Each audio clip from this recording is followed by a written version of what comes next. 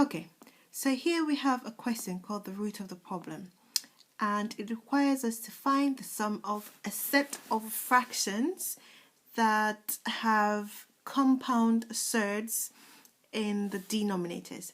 So to solve this problem, the first thing I'm going to do is to rationalize each of these fractions. Because they have surds in the denominator, they're currently not rational numbers. So I'm going to rationalize each of the fractions, and I'm going to do this using the difference of two squares.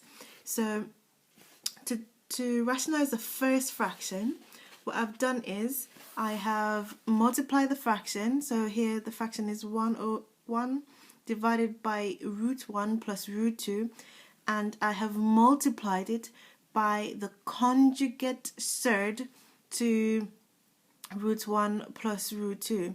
So that would be root 1 minus root 2. So these two are conjugate surds, and the only difference between them is that there's a plus here and there's a minus in this one. What I've done to the bottom, so I've done to the numerator, what I've done to the denominator, I've also done to the numerator.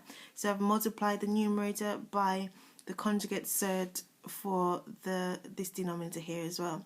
This essentially means that I'm multiplying this fraction by 1, which will change the order of the numbers, but the value of the fraction remains the same. And I've just shown here my calculations, and this is what I got for my answer.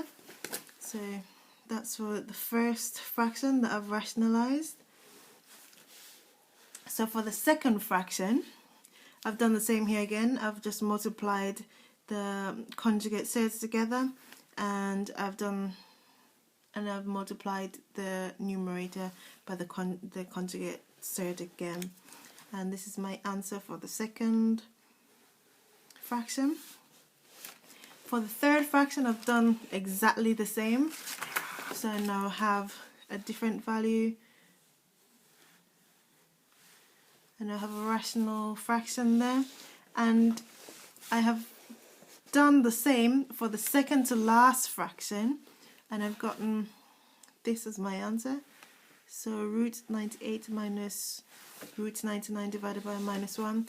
And for the last fraction, I got root 99 minus root 100 divided by minus 1. And I've put these back into the sum. So I now have, this is my first fraction, my second one, my third one. And then I've got, that continues up to my second to last and my last one. And what you see is that because we have a common denominator for each fraction, which is minus 1, we can just add or subtract the numerators. And you can see here that we have minus 2 here, plus 2. So we can cancel that out. We have minus 2 here, we have plus 2.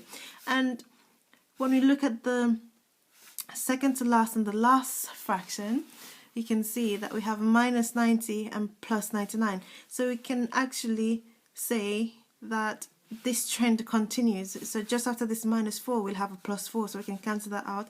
And just before this plus 98, we'll have a minus 98, so we can cancel that out. And what we're left with is root 1 minus root 100 divided by minus 1, which is equal to 1 minus 10 divided by minus 1, which is equal to minus 9 divided by minus 9. And we get our answer, which is 9.